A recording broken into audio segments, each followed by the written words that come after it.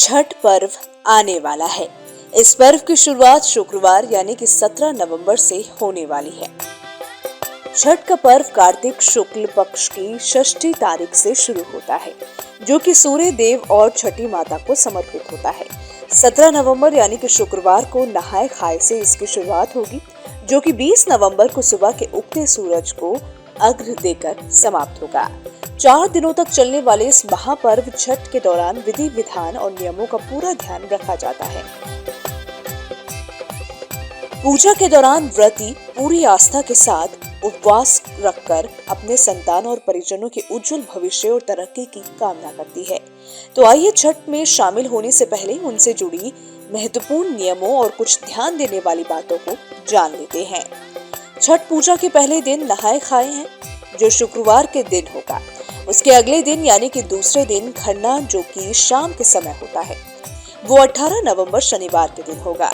इसके बाद संध्या अर्घ्य 19 नवंबर रविवार के दिन होगा और 20 नवंबर को व्रती दूसरा अर्घ्य देकर पारण करेंगी, जो कि 20 नवंबर यानी कि सोमवार के दिन होगा। छठ एक ऐसा पर्व है जिसमें शुद्धता का खास ध्यान रखा जाता है। छठ के शुरुआती दिन नहाए खाए से इसके प्रसाद बनाते समय पवित्रता का ध्यान रखना होता है। किसी भी चीज को अपवित्र हाथों से नहीं छूना चाहिए।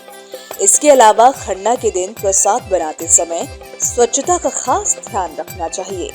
ध्यान रखें कि प्रसाद बनाते समय उस जगह को अच्छे से साफ करने के बाद तैयारी करने के अलावा उस जगह को गंगाजल से छिड़काव कर दें।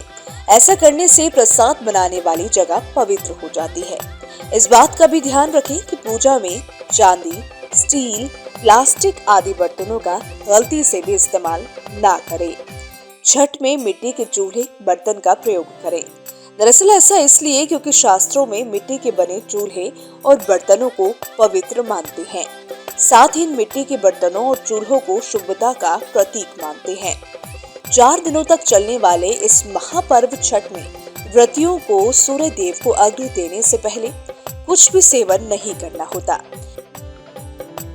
इस दौरान जमीन पर सोना और पूजा के ठीक पहले से ही अरवा चावल और सेंधा नमक का केवल सेवन करना होता है। व्रती अगर इन नियमों का ध्यान रखती हैं, तो उन्हें व्रत का पूरा फल मिलता है और जीवन में सुख और समृद्धि बनी रहती है। तो आप सभी को छठ पूजा की हार्दिक शुभकामनाएं। Bureau report, team news nation.